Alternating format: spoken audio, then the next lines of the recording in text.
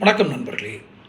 நடிகர் விஜய் இன்று அவருடைய சென்னை அவருடைய கட்சி அலுவலகத்தில் கொள்கை தலைவர்கள் சிலையை திறந்து வைத்து தன் கட்சி ஆரம்பித்து முதலாம் ஆண்டு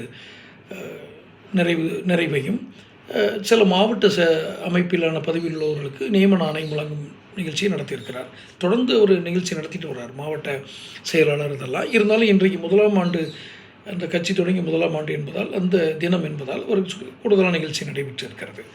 இங்கு கொள்கை தலைவர்களாக அவர் சிலருடைய உருவப்படங்களை, சிலைகளை, மார்பளவு சிலைகளை திறந்து வைத்திருக்கிறார். அதில் அவர் முதல் மாநாட்டிலேயே குறிப்பிட்டது போல, தேசியமும் திராவிடமும் என் இரு கண்கள், அதைவிட தேசியமும் தெய்வீகமும் என் இரண்டு கண்கள் என்று சொன்ன ஐயா பசும்பொன் தேவர் அவரை அவர் ஏனோ எந்த காரணத்தினாலும் மறந்து விட்டார், அல்லது மறைத்து விட்டாரா, அல்லது அவருக்கு ஆலோசனை சொல்லும் அரசியல் குரு அதை சொல்ல விட்டு விட்டாரா, இல்லை இவருக்கு வியூக அமைப்பாளராக இருக்கிற ஜானோ சாமிக்கு இந்த மாதிரி பசும்பொன் தேவர் ஐயா வஉசி இவங்களெல்லாம் தெரியாதா?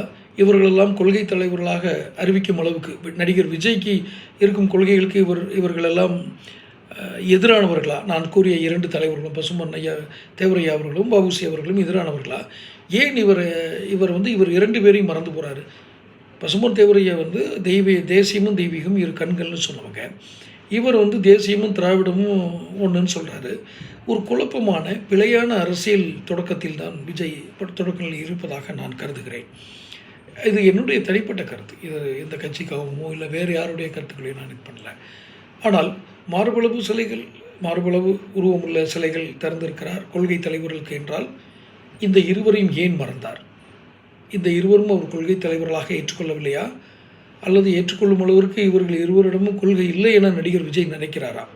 தொடக்கமே பிழையான ஒரு தடுமாற்றமான தொடக்கமாக இருக்கிறது. விஜய் கொஞ்சம் சுதாரித்துக் கொள்ள வேண்டும். தொடர்ந்து சேனல் பாருங்கள், சப்ஸ்கிரைப் பண்ணுங்கள், நோட்டிஃபிகேஷன் பில் பதிவு பண்ணுங்கள். அப்போ தான் உங்களுக்கு வீடியோக்கள் சேரும். பிடிச்சிருந்தால் லைக் பண்ணி ஷேர் பண்ணுங்கள். நன்றி.